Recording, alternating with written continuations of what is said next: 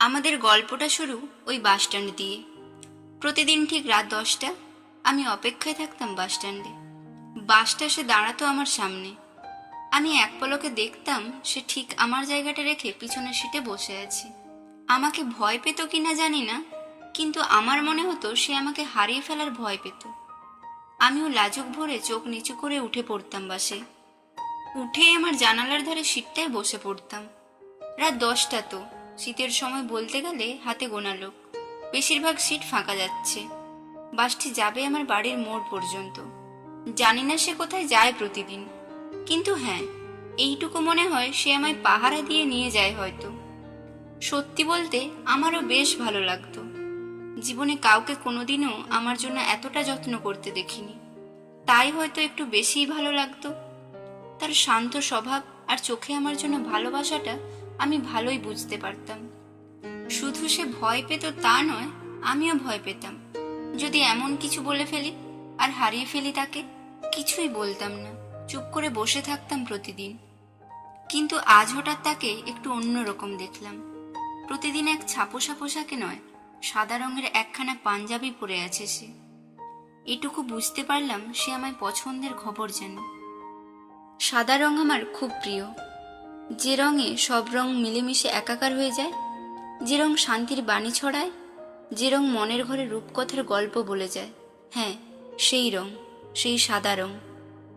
মনে হলো হাতে কিছু নিয়ে আছে। একতোড়া গোলাপ পাশের সিটে রাখা। ঠিক আমার পিছনে বসে সে অনেকক্ষণ ধরে ঘাবড়াচ্ছে, তা আমি বুঝতে পারলাম।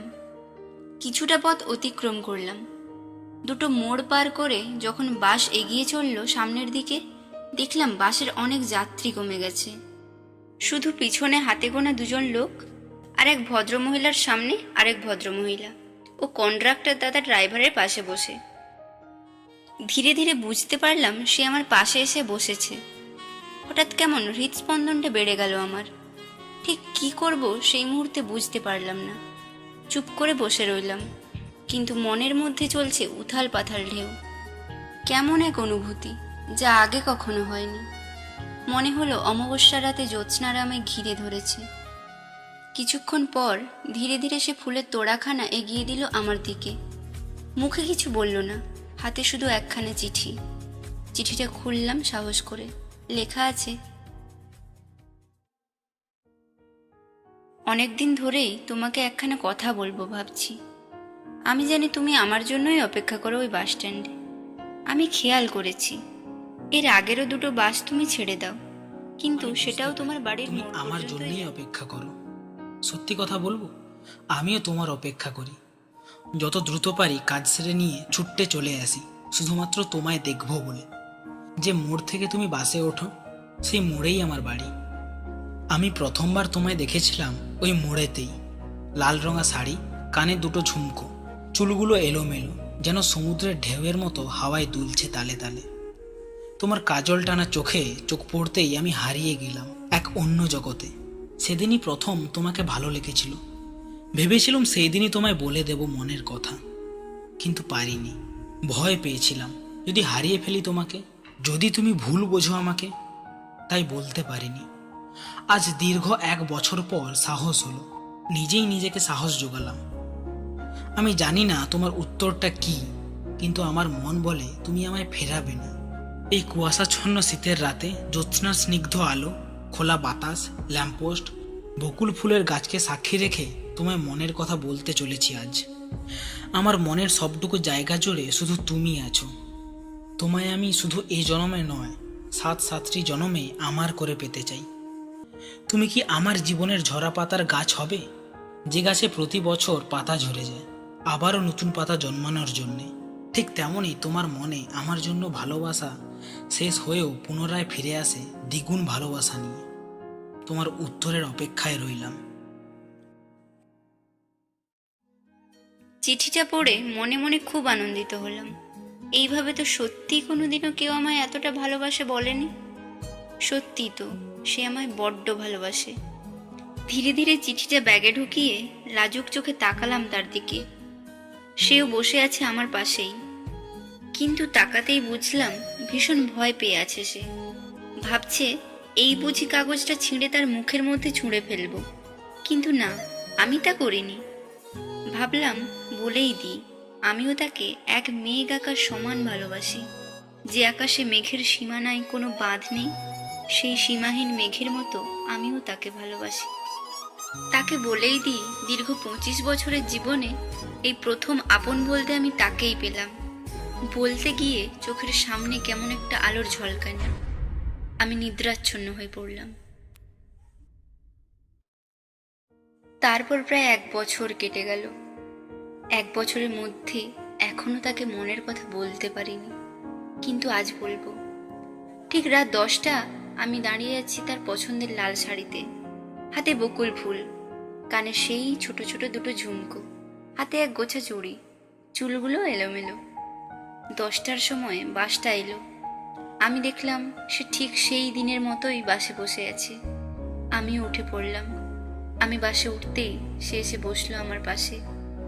সেই দিন যে কথাগুলো বলা হয়নি, সেইগুলো আজ বলবো বলে ফিরলাম তার কাছে। জানি খুব রাগ করছো, কিন্তু কি করব বলো?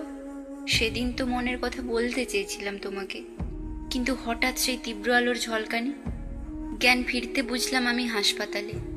পাশে বসে হাসপাতালের এক কর্মচারী আমার জ্ঞান ফিরেছে দেখে সে তৎক্ষণাৎ ডাক্তারবাবুকে ডেকে নিয়ে এলো। কিন্তু আমার মন তখন মাতলা নদীর মতো উথাল পাথাল করছে। আমি তোমার খোঁজ করছিলাম। যখন জিজ্ঞাসা করলাম কি হয়েছে আমার, উত্তরে ডাক্তারবাবু বললেন, কুয়াশার কারণে বাসটির সামনে চলে আসে এক লরি। ইট বোঝাই লরিটা হঠাৎই টাল হারিয়ে রাস্তার উল্টো দিক থেকে চলে আসে আপনার বাসের সামনে। একটা বিকট ধাক্কা আর সব শেষ। আমি তৎক্ষণাৎ জিজ্ঞাসা করলাম, কতজন আহত হলো? বাকি যারা ছিল তাদের কি হলো? আমাকে উত্তেজিত হতে দেখে ডাক্তারবাবু বললেন, আরে এত উত্তেজিত হবেন না, আপনি তো সুস্থ আছেন, এটাই আমাদের কাছে অনেক। আমরা ভেবেছিলাম বাসে যে কজন আছে সবাই মৃত, কিন্তু আপনাকে যখন খুঁজে পেলাম, আপনার উপরে আরেকটি মৃতদেহ পড়ে। কি জানি আপনার শরীরের উপর যে মৃতদেহটি পড়েছিল, দেখে মনে হলো সে কোনো ক্রমে আপনাকে বাঁচাতে চেয়েছিল, তাই আপনাকে আগলে রেখে সে নিজেই মৃত্যুবরণ করেছে। হাত পা ঠান্ডা হয়ে গেল আমার। ধীরে ধীরে দমের কষ্ট শুরু হলো। বুঝতে পারলাম সে আর কেউ নয়, সে তুমি, যাকে নিজের জীবনের বাকিটা পথে সঙ্গী করতে চেয়েছিলাম। আজ সেই তুমি আমায় আমার জীবনে বাকিটা পথে একলা করে চলে গেছো। খবর নিয়ে জানলাম ততক্ষণে সব শেষ। বাবা মায়ের একমাত্র সন্তান ছিলে তুমি। আমাকে এতটাই ভালোবেসেছিলে যে আমার জন্য প্রাণটুকু বিসর্জন দিয়ে দিলে। ঘটনাটি শোনার পর প্রায় 1 দিন মতো অজ্ঞান ছিলাম আমি। জ্ঞান ফিরল আর আমি সুস্থ হয়ে উঠে বাড়ি ফিরলাম। যে চিঠিখানা তুমি আমায় দিয়েছিলে, যখন পড়েছিলাম সাথে সাথে নিজের ব্যাগে ঢুকিয়ে রেখেছিলাম। ফুলগুলোকেও তার সাথেই রেখেছিলাম। এখন আমার কাছে তোমার দেওয়া সবই আছে। সেই চিঠি, সেই ঝরা পাতার মতো ভালোবাসা, ফুলের তোড়া আর তোমার স্মৃতি। শুধুমাত্র তুমি নেই আমার কাছে।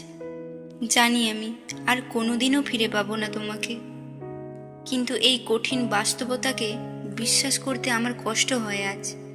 দম বন্ধ হয়ে আসে বাড়িতে একলা থাকতে।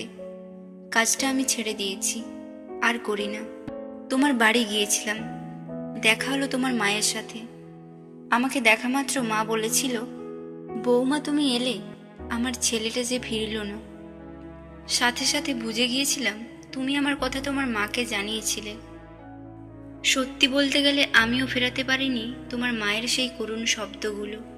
কান্নায় ভেঙে পড়েছিলাম তোমার মায়ের কোলে। জীবনের 25টা বছর একলা একলা কাটানোর পর শেষ পর্যন্ত একজনকে পেয়েছিলাম যে আমাকে সত্যিকারের ভালোবেসেছিল, সত্যিই আমাকে চেয়েছিল। সেই মূল্যবান আপন মানুষটি তুমিই ছিলে, যাকে পেয়েও হারিয়ে ফেললাম আমি। সত্যি, মানুষ ঠিকই বলে, অপয়া আমি। জন্মের সময় বাবা মাকে হারিয়েছিলাম, যারা সবচেয়ে বেশি আমার আপন ছিল। আর আজ জীবনের সবচেয়ে অধিক প্রিয় তুমি, যাকে জীবনে প্রথম আমি এক মেঘ আকাশ সমান ভালোবেসেছিলাম, সেই তোমাকেও হারিয়ে ফেললাম এক নিমেষে আমি। সত্যি বড্ড খারাপ আমি, তাই তোমাকে পেয়েও ধরে রাখতে পারলাম না আমার কাছে। দেখতে দেখতে একটা বছর কেটে গেল। সেই দিন রাতে তুমি আমাকে তোমার মনের কথা বলেছিলে, কিন্তু আমি বলতে পারিনি। তাই আজ আবারও ফিরলাম এই জোছনা রাতে তোমাকে আমার মনের কথা বলতে। তোমাকে আমি বড্ড ভালোবেসেছিলাম, স্বপ্ন দেখেছিলাম তোমাকে নিয়ে নতুন করে ঘর সাজানোর, কিন্তু সে স্বপ্ন আমার স্বপ্নই রয়ে গেল, পরিণতি পেল না বাস্তব জীবনের। হারিয়ে ফেললাম তোমায় আমি। আমার বিশ্বাস তুমি আমার পাশে বসে সব কথা শুনছো, আমি তোমাকে অনুভব করতে পারছি। আমি বুঝতে পারছি তুমি ঠিক আমার পাশেই বসে আছো, সেই দিনের মতো মুগ্ধ হয়ে দেখছো আমাকে। হঠাৎই কন্ট্রাক্টর দাদার গলার শব্দ, দিদিমণি আপনার নামার মোড় এসে গেছে। নামার মুহূর্তে সে আমায় বলল, দিদিমণি ফুলগুলো যে পড়ে রইলো এখানে সিটে, নিয়ে গেলেন না? আর ফিরে তাকায়নি সেই ফাঁকা সিটটার দিকে। নেমে এগিয়ে চললাম নদীর তীরে। চারিদিক শুনশান, নদীর ঢেউগুলো নিজেদের মধ্যে কোলাহল করে বেড়াচ্ছে। বৃষ্টি নামলো সজোরে, তীব্র বিদ্যুতের ঝলকানি। নদীর সামনে আসতেই পাশে দেখলাম তাকে, আমার হাতড়ে ধরল সে। চোখ বন্ধ করে বৃষ্টি, বজ্রবিদ্যুৎ ও নদীর জলের কোলাহলকে সাক্ষী রেখে পাড়ি দিলাম তার সাথে আমার স্বপ্নটাকে সত্যি করতে। তার সাথে যাওয়ার মুহূর্তে শুধু শুনতে পেলাম রাতে পাহারা দেওয়ার দুই মাঝি চিৎকার করে বলছে,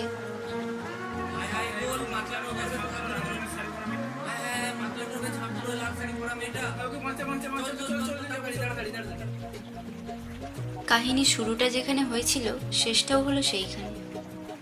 শুরুটা যতটা ভালোবাসায় ভরা ছিল, তার চেয়ে দ্বিগুণ বেদনা শেষের অংশের বিরাজ। এই বেদনা ও যন্ত্রণার কোনো অবসান নেই। বাকিটা জীবন তারা একসাথে কাটাবে স্বপ্নের দেশে।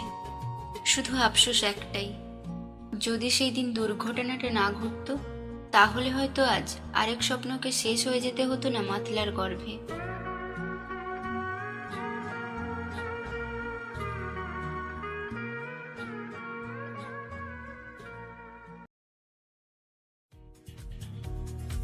আপনি শুনছিলেন অডিও বুক নিবেদিত অল্পেই গল্প সিরিজের সমাপ্তির লেখা শেষ দেখা।